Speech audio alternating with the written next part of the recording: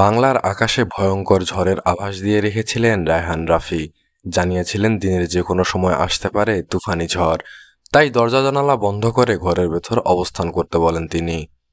তুফানি ঝড় এসেছে ঠিকই, শাকিব খানের অ্যাকশনে যেন 10 নম্বর মহাবিপদ সংকেত।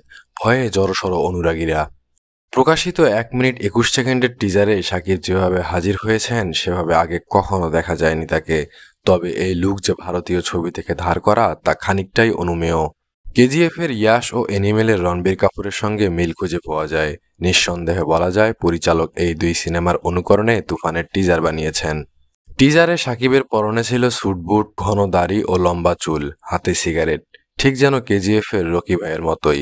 আর যারা এনিমেল দেখেছেন তারা খেয়াল করলে দেখবেন রণবীরের মতোই লাগছে শাকিবকে। অর্থাৎ এর অ্যাকশন দৃশ্য এই দুটি সিনেমারই অনুকরণ। এদিকে চঞ্চল চৌধুরীকে দেখা যায় টিজারের একদম শেষে। শাকিব খানের তাণ্ডবে তিনি দেখিয়েছিলেন তাচ্ছিল্যের হাসি। এ থেকে বোঝা যায় দুজনের মাঝে টক্কর হবে সমান তালে, যেন শেয়ানে শেয়ানে লড়াই। রায়হান রাফি জানিয়েছিলেন তিনি কেজিএফ এর মতো গ্যাংস্টারধর্মী সিনেমা বানাতে চান।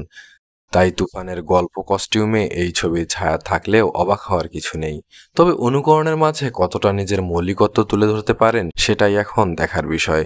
এই ছবিতে 90-এর দশকের গ্যাংস্টারের চরিত্রে দেখা যাবে শাকিবকে। এটি মুক্তি পাবে আসন্ন কোরবানির ঈদে। এর প্রযোজক আলফা আই চুরকি ও ভারতীয় SVF।